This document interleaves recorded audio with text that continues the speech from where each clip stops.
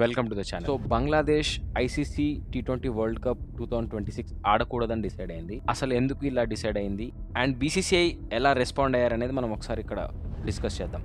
First of all ఈ topic ఎలా start అయింది, ఈ మ్యాటర్ అంతా దీనికి ఫస్ట్ కారణం ఏంటంటే ముస్తఫిజుర్ రెహమాన్.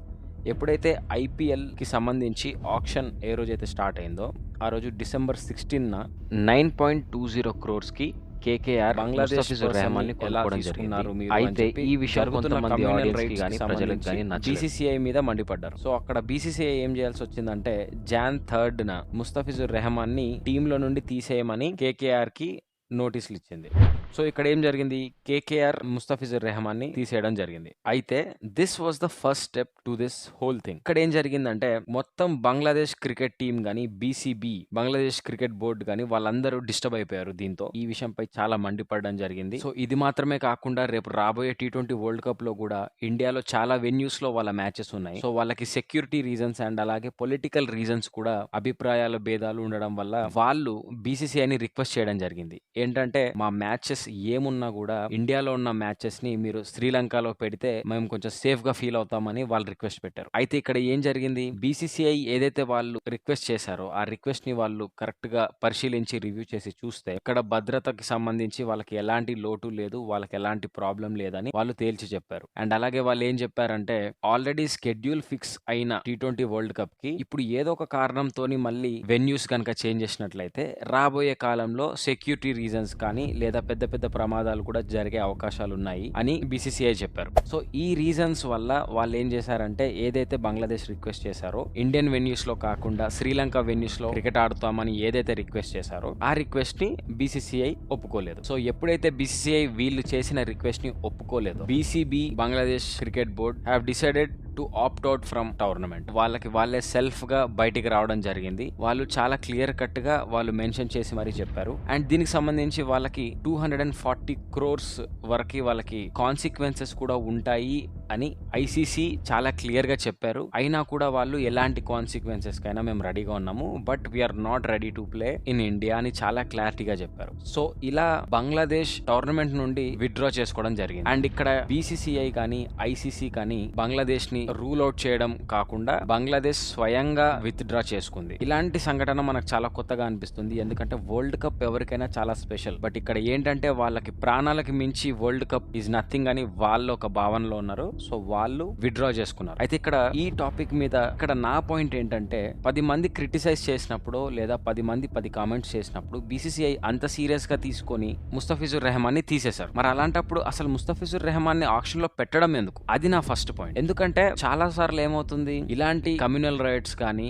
ఇలాంటి వేరే కంట్రీస్ సంబంధించి కొంతమంది ప్లేయర్లు ఆడినప్పుడు కానీ ఎస్పెషలీ లాస్ట్ టైం మనకి ఐపీఎల్ లో ఆడుతున్నప్పుడు Chennai versus any Sri Lankan player ఆడకూడదు అనేది మనకి ప్రీవియస్ గా ఉన్న రూల్. సో దీన్ని ఎలాగైతే మీరు సెగ్రిగేట్ చేసి గేమ్ ని కంటిన్యూ చేశారో అలాగే మీరు దీన్ని కూడా చేసి ఉండొచ్చని అనిపించింది. ఎందుకంటే ప్రీవియస్లీ మనం ఐసీసీ ఛాంపియన్స్ ట్రోఫీ ఆడినప్పుడు కూడా మొత్తం వెన్యూ పాకిస్తాన్ లో జరిగినప్పుడు కేవలం ఇండియన్ మ్యాచెస్ మాత్రమే సెక్యూరిటీ రీజన్స్ వలన దుబాయ్ కి షిఫ్ట్ చేయడం జరిగింది. దుబాయ్ వెన్యూలో అందరూ ఆడడం జరిగింది జస్ట్ బికాస్ ఇండియా ఆడుతుంది కాబట్టి ఇండియాతో జరిగే ప్రతి మ్యాచ్ దుబాయ్ లో జరిగింది. సో అదే విధంగా బంగ్లాదేశ్ అడిగినప్పుడు బంగ్లాదేశ్ కి మీరు ఎందుకు ఇవ్వలేదు అనేదే పాయింట్. ఎందుకంటే మీ ప్రాణాలు వాళ్ళ ప్రాణాలు కాదా అనేది ఒక పాయింట్. అయితే where is the modesty? And ICC అనేది ఇట్స్ ఫర్ ఎవ్రీవన్. ఐసీసీ అనేది కేవలం ఒక బోర్డుకి మాత్రమే సపోర్టివ్ గా ఉండి మిగతా బోర్డ్స్ కి ఏమాత్రం సపోర్టివ్ గా ఉండకపోతే ఐసీసీ అన్న దానికి మీనింగే ఉండదు. ఈ విషయంలో ఏదైతే జరిగిందో ఐసీసీది కానీ బీసీసీది కానీ ప్యూర్ నెగ్లిజెన్స్ అని చెప్పొచ్చు, ఎస్పెషల్లీ ముస్తఫిజుర్ రెహమాన్ కి సంబంధించి. So finally pure BCCI negligence అని చెప్పొచ్చు.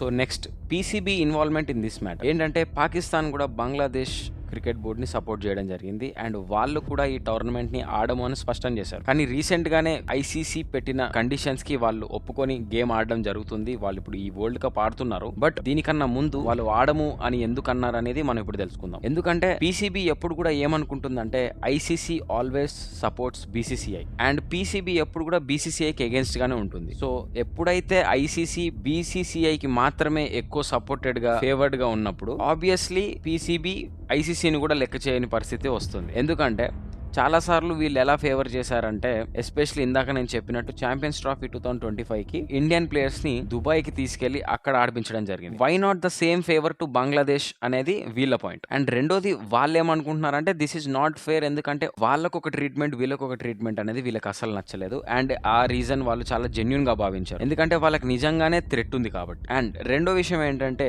బీసీసీఐ అనేది ఒక ప్రైవేట్ బోర్డు, ఒక ప్రైవేట్ సంస్థ. అండ్ అలాగే ఏ క్రికెట్ బోర్డు అయినా అదొక ప్రైవేట్ సంస్థ లాగానే మనం చూడాలి తప్ప దానికి ఆ కంట్రీ గవర్నమెంట్ కి ఎలాంటి సంబంధం ఉండకూడదు. అయితే ఇక్కడ పాకిస్తాన్ క్రికెట్ బోర్డు ఏమని భావిస్తుంది అంటే బీసీసీఐ లో ఇండియన్ గవర్నమెంట్ ఇన్వాల్వ్మెంట్ ఎక్కువగా ఉంటుందని పీసీబీ అనుకుంటుంది. సో అందుకని వాళ్ళు కూడా ఈ పాలిటిక్స్ కి ఈ బోర్డుకి దూరంగా ఉండాలని వాళ్ళు కూడా విత్డ్రా చేసుకుంటామని చెప్పారు. అండ్ గతంలో ఐసీసీ జింబాబ్వే ఇంకా శ్రీలంకన్ క్రికెట్ బోర్డ్స్ ని సస్పెండ్ చేశారు, ఎందుకంటే వాళ్ళ కంట్రీ గవర్నమెంట్ ఆ క్రికెట్ బోర్డ్ లో ఇన్వాల్వ్మెంట్ అవుతున్నారని వాళ్ళని సస్పెండ్ చేయడం జరిగింది. సో ఐసీసీ కాన్స్టిట్యూషన్ ఆర్టికల్ ప్రకారం ఆర్టికల్ 2.4D 2.10A 2.7 2.9B ఏం చెప్తుందంటే ఎనీ బోర్డ్, ఏ దేశపు క్రికెట్ బోర్డు అయినా సరే ఆ దేశానికి సంబంధించిన పాలిటీషియన్స్ కానీ ఆ దేశానికి సంబంధించి గవర్నమెంట్ కానీ ఎలాంటి ఇన్వాల్వ్మెంట్ బోర్డు పైన ఉండకూడదు అనేది రూల్. సో గతంలో ఇలాగే శ్రీలంకన్ గవర్నమెంట్ శ్రీలంకన్ బోర్డు పైన ఇన్వాల్వ్మెంట్ అవడం వల్ల జింబాబ్వే గవర్నమెంట్ కూడా జింబాబ్వే బోర్డు లో ఇన్వాల్వ్ అవ్వడంతో ఐసీసీ శ్రీలంకని మరియు జింబాబ్వేని ఆర్టికల్ 2.4C అండ్ D పేరు మీద జింబాబ్వేని సస్పెండ్ చేయడం జరిగింది. శ్రీలంకన్ గవర్నమెంట్ ని ఆర్టికల్ 2.4D సంబంధించి శ్రీలంకన్ సస్పెండ్ చేయడం జరిగింది. So these are the perfect examples of politics being involved in cricket అని చెప్పడానికి. ఎందుకంటే చాలా మంది ఏమనుకుంటున్నారంటే క్రికెట్ చాలా పొల్యూటెడ్ ఫ్రీ అని అనుకుంటున్నారు, కానీ క్రికెట్ లో కూడా కరప్టెడ్ ప్రతిదీ జరిగిపోతుందండి. సో ఎప్పుడైతే పాలిటిక్స్ అనేవి క్రికెట్ బోర్డు పైన ఇన్వాల్వ్మెంట్ అవడం జరుగుతుందో సో ఆ క్రికెట్ బోర్డు కాస్త పొలిటికల్ ఎజెండా లాగా మారిపోతుంది, లేదా ఒక గవర్నమెంట్ లాగా మారిపోతుంది. సో ఎప్పుడైతే పాలిటిక్స్ పొలిటీషియన్స్ వాళ్ళ హ్యాండ్ ఆ దేశపు క్రికెట్ బోర్డు మీద ఉంటుందో ఆ క్రికెట్ బోర్డు కరప్ట్ అవ్వడం గానీ, అక్కడ రూల్స్ సరిగ్గా పనిచేయకపోవడం గానీ, అక్కడ ప్లేయర్స్ పర్ఫార్మెన్స్ ఉండకపోవడం గానీ, ఓవరాల్ గా క్రికెట్ అక్కడ చచ్చిపోవడానికి, స్పోర్ట్స్ మ్యాన్షిప్ చచ్చిపోవడానికి ఎక్కువగా ఆస్కారం ఉంటుంది. సో అందుకని ఐసీసీ ఎప్పుడు కూడా గవర్నమెంట్ ఇన్వాల్వ్మెంట్ గనక ఏదైనా బోర్డు మీద ఉంటే వాళ్ళు ఖచ్చితంగా వాళ్ళని సస్పెండ్ చేస్తారు. So this is the basic rule of ICC. So ఈ రూల్ ని కూడా వీళ్ళు ఫాలో అవ్వట్లేదు ఎందుకు అని పీసీబీ బీసీసీఐ మీద మండిపడ్డం గానీ అలాగే ఐసీసీ మీద మండిపడ్డం కానీ one of the reasons. So that's the reason వాళ్ళు కూడా బంగ్లాదేశ్ లాగే విత్డ్రా చేసుకుంటామని చెప్పారు. బట్ ఇక్కడ చూసుకున్నట్లయితే పాకిస్తాన్ క్రికెట్ బోర్డ్ రీసెంట్ గానే మళ్ళీ వాళ్ళు వరల్డ్ కప్ ఆడతామని ఒప్పుకున్నారు. అండ్ వాళ్ళు ఐసీసీ పెట్టిన కండిషన్స్ కి వాళ్ళు తిరిగి మళ్ళీ వరల్డ్ కప్ ఆడాల్సిన పరిస్థితి వచ్చింది. అయితే ఫస్ట్ ఎందుకు వెళ్ళిపోయారు, ఇప్పుడు ఎందుకు వస్తామన్నారు అనేది దాని గురించి కూడా ఒకసారి మాట్లాడదాం. ఐసీసీ కొన్ని strict rules Pakistan cricket board కి పాస్ చేసింది. అవేంటంటే ఒకవేళ పీసీబీ లేదా పీసీబీ ప్లేయర్స్ వరల్డ్ కప్ ఆడకపోతే వాళ్ళు దీని తర్వాత ఏ ఇంటర్నేషనల్ మ్యాచ్ కూడా ఆడడం కుదరదు. అండ్ అలాగే ఏ ఇంటర్నేషనల్ టీమ్ తో కూడా టోర్నమెంట్ ఆడడానికి వీల్లేదు అనేది పాయింట్ నెంబర్ 1. దీని తర్వాత వాళ్ళు ఎలాంటి మెయిన్ టోర్నమెంట్స్ కానీ ఇంటర్నేషనల్ టోర్నమెంట్స్ ఆడడానికి వీల్లేదు. జస్ట్ లైక్ ఏషియా కప్ కానివ్వండి, అండ్ అలాగే వాళ్ళు స్పెషల్ గా జరుపుకునే ఎనీ టోర్నమెంట్ వాళ్ళు ఆడడానికి కుదరదు. అండ్ అలాగే దాంతో పాటు పిఎస్ఎల్ పాకిస్తాన్ లీగ్ కూడా ఆడడానికి ఫారెన్ ప్లేయర్స్ వచ్చినప్పుడు వాళ్ళకి ఎన్ఓసి అనేది ఇవ్వడం కుదరదు అని జారీ చేశారు. అండ్ లిటరలీ వీళ్ళు 3 పాయింట్స్ చెప్పడంతో వాళ్ళకి ఒక చెక్ మేట్ పెట్టినట్టు అయిపోయింది పాకిస్తాన్ క్రికెట్ బోర్డ్ కి. బట్ లిటరలీ నాకేమనిపించింది అంటే ఇది ఒక ప్రాపర్ థ్రెటన్ చేసినట్టు, ఒక బ్లాక్ లిస్ట్ చేస్తామని బెదిరించి వాళ్ళని తిరిగి తీసుకొచ్చారని అనిపించింది. ఎందుకంటే బీసీసీఐ అనేది వన్ ఆఫ్ ద పవర్ఫుల్ కాదు, the most powerful cricket board in the world. ఎందుకంటే 18,000 crores కన్నా ఎక్కువ వాలిడేషన్ బీసీసీఐది. సో అన్ని డబ్బులు పెట్టుకొని అంత పవర్ ని యూస్ చేసుకుంటూ వాళ్ళకి నచ్చింది చేస్తున్నారు అన్నట్టు చాలా మంది ప్రముఖులు కూడా చెప్తున్నారు. లైక్ ఎస్పెషలీ క్రికెట్ ఫ్యాన్స్ అవ్వచ్చు లేదా వరల్డ్ వైడ్ ఇంటర్నేషనల్ ఫ్యాన్స్ కూడా. ఎందుకంటే using your power to bring back all other people to play the tournament అనేది ఇట్స్ నాట్ ఫేర్ అని కూడా చెప్పొచ్చు. ఎందుకంటే ఎన్ని రోజులని ఇలాగే ఉంటారు. పాయింట్ ఏంటంటే ఇప్పుడు ఒకవేళ ఆస్ట్రేలియా క్రికెట్ బోర్డు సంబంధించి ఇప్పుడు గిల్క్రిస్ట్ కానివ్వండి, లేదా ఒక పర్టికులర్ స్టీవ్ స్మిత్ కానివ్వండి, లేదా ఇంకొక పెద్ద ప్లేయర్ వచ్చి ఏదో ఒక మాట అన్నాడు, ఒక మాట అంటే వాళ్ళతో కూడా మీరు ఇలాగే వ్యవహరిస్తారా? ఏదో ఒకసారి ఆస్ట్రేలియాని మీరు బ్యాన్ చేసి చూడండి, లేదా ఆస్ట్రేలియాని మీరు రూల్ అవుట్ చేసి చూడండి. అంటే మనకి ఎంత మంది స్పాన్సర్స్ అయితే ఇప్పటి వరకు వచ్చారో అంతమంది స్పాన్సర్స్ అలాగే ఉంటారా? అంటే ఒక ఆస్ట్రేలియా కానివ్వండి, ఒక ఇంగ్లాండ్ కానివ్వండి, ఒక సేనా కంట్రీస్ కి సంబంధించి ఎనీ ప్లేయర్ గానీ ఎనీ టీమ్ ని గానీ మీరు ఎలిమినేట్ చేయగలరా? మీరు ఎలిమినేట్ చేసి వరల్డ్ కప్ ని అలాగే కంటిన్యూ చేయగలరా? ఇక్కడ పాయింట్ ఏంటంటే బంగ్లాదేశ్ ని కూడా వాళ్ళని తిరిగి తెచ్చుకోవడానికి ఎందుకు ప్రయత్నించారంటే, బంగ్లాదేశ్ గనక ఉంటే బంగ్లాదేశ్ కి సంబంధించి వాళ్ళ కంట్రీకి సంబంధించి వ్యూవర్షిప్ కూడా వస్తుంది, అక్కడ నుండి కూడా యాడ్స్ రెవెన్యూ జనరేట్ అవుతాయి అనేది పాయింట్. ఇక్కడ బీసీసీఐ అవ్వచ్చు లేదా ఐసీసీ అవ్వచ్చు, వరల్డ్ కప్ జరుగునంత సేపు వాళ్ళు డబ్బులు సంపాదించుకోవాలి. త్రూ యాడ్స్ అవ్వచ్చు, త్రూ టికెట్స్ అవ్వచ్చు, మెర్చండైజ్ అవ్వచ్చు, ఏదైనా అవ్వచ్చు. It's a money making machine. World cup అనేది మనీ మేకింగ్ మిషన్. అందుకే వాళ్ళు బంగ్లాదేశ్ వెళ్ళిపోతున్నప్పుడు కూడా వాళ్ళని విడిచిపెట్టడానికి రెడీగా లేకుండా. So that's the reason. అలాగే ఇప్పుడు పాకిస్తాన్ ని మేము మిమ్మల్ని తీసేస్తాము, మీతో ఏషియా కప్ ఆడము అది ఇది అని చెప్తే, ఇప్పుడు ఏషియా కప్ అంటేనే 4 టీంలు ఉంటాయి, అందులో Pakistan one of the prominent team. ఇప్పుడు పాకిస్తాన్ నే తీసేస్తే ఏషియా కప్ ఇంకా ఆడడం ఎందుకు? ఫర్ ఎగ్జాంపుల్ బంగ్లాదేశ్ ఆడదు, పాకిస్తాన్ ఆడదు, ఇంకెవరు ఆడతారు? ఇండియా, శ్రీలంక ఆడతారా? రేపు శ్రీలంక కూడా ఆడమని చెప్తే అప్పుడు శ్రీలంక కూడా ఆడకపోతే అప్పుడు ఆఫ్ఘనిస్తాన్, ఇండియా ఆడతారా? లేదు ఆఫ్ఘనిస్తాన్ కూడా ఏదో ప్రాబ్లం ఉందని చెప్తే అప్పుడు ఇండియా ఒకరే ఆడతారా? ఇప్పుడు ఏషియా కప్ కి వాలిడేషన్ ఏముంది? ఫస్ట్ ఆఫ్ ఆల్ ఇలా చేయడం వల్ల ఐసీసీకి బీసీసీఐకి లాస్ జరుగుతుంది తప్ప వేరే ఎవరికి లాస్ జరగదు. సో అందుకనే ఇక్కడ వీళ్ళు ఇన్ని రిస్ట్రిక్షన్స్ పెట్టి, ఇన్ని థ్రెటన్స్ చేసి, బ్లాక్ లిస్ట్ చేస్తామని చెప్పి మరి పాకిస్తాన్ ని తెలుసుకున్నారు. ఎందుకంటే పాకిస్తాన్ కి నష్టమే లేదండి ఇక్కడ వాళ్ళు గేమ్ ఆడకపోతే. వాళ్ళు ఆడకపోతే నష్టం వచ్చేది ఐసీసీకే. ఎందుకంటే మీరు ఇప్పుడు చూసుకున్నట్లయితే ఎనీ గ్రూప్ స్టేజ్ లో ప్రతిసారి ప్రతి వరల్డ్ కప్ కి ఇండియా వర్సెస్ పాకిస్తాన్ మ్యాచ్ మనం చూడాల్సిందే. ఇండియా ఉంటుంది, పాకిస్తాన్ ఉంటుంది,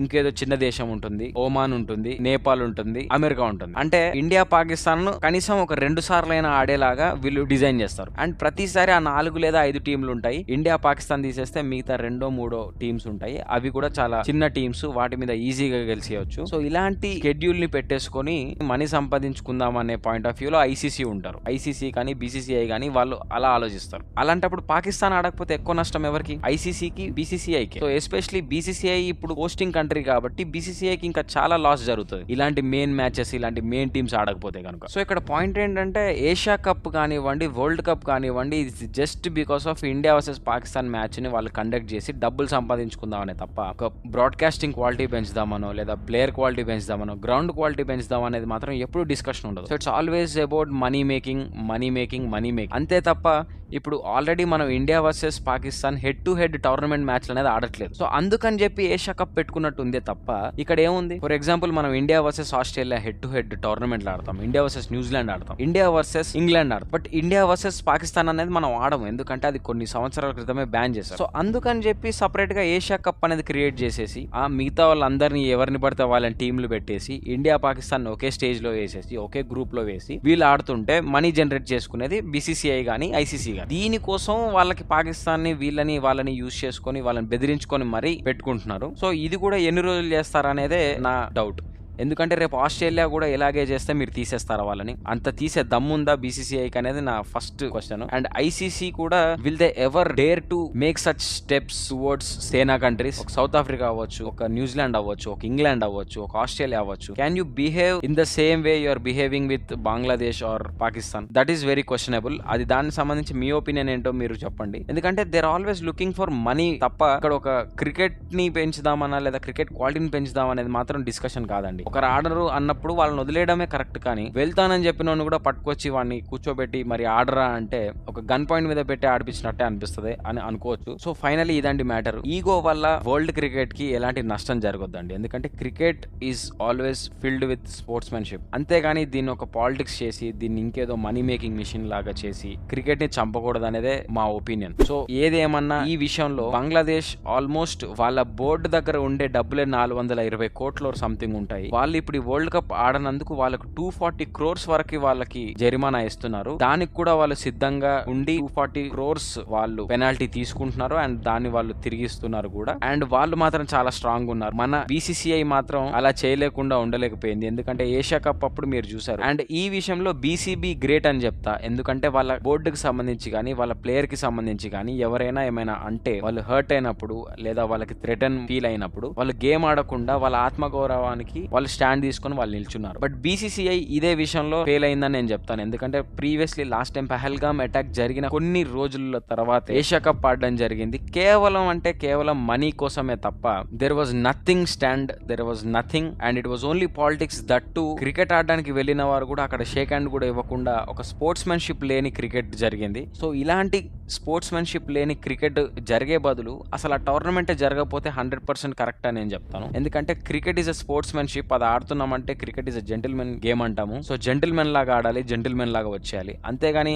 దాంట్లో కూడా పాలిటిక్స్ ని ఇన్వాల్వ్ చేసి ఆడకూడదు. ఫర్ ఎగ్జాంపుల్ అదే గనక ఫస్ట్ ఇంటెన్షన్ అయి ఉంటే మనం అసలు పీసీబీతో ఆడకుండా ఉండాల్సింది. పీసీబీ బోర్డుతో ఏషియా కప్ ఆడడమే ఫస్ట్ మిస్టేక్. వాళ్ళతో ఆడటమే కాకుండా వాళ్ళకి షేక్ హ్యాండ్ ఇవ్వకుండా, వాళ్ళు కప్పిస్తే తీసుకోకుండా అనేది కూడా it was purely non sense అని చెప్పొచ్చు. దీని ఎంతమంది సమర్థిస్తారో కూడా చెప్పండి. దీనికి సంబంధించి మీ ఒపీనియన్ కూడా చెప్పండి. బట్ ఓవరాల్ కంపారిటివ్లీ బంగ్లాదేశ్ తీసుకున్న స్టాండ్ అయితే 100% కరెక్ట్. వాళ్ళు తీసుకున్న స్టాండ్ బీసీసీఐ కూడా తీసుకోలేకపోయింది అనేది అయితే చెప్పొచ్చు. Because cricket is a gentlemen game. And ఈ వీడియోకి సంబంధించి మీకు ఎలా అనిపించింది అండ్ ఐసీసీ వరల్డ్ కప్ కి సంబంధించి మీరేమనుకుంటున్నారు అనేది కూడా కామెంట్ లో తెలియజేయండి. Thank you for watching guys.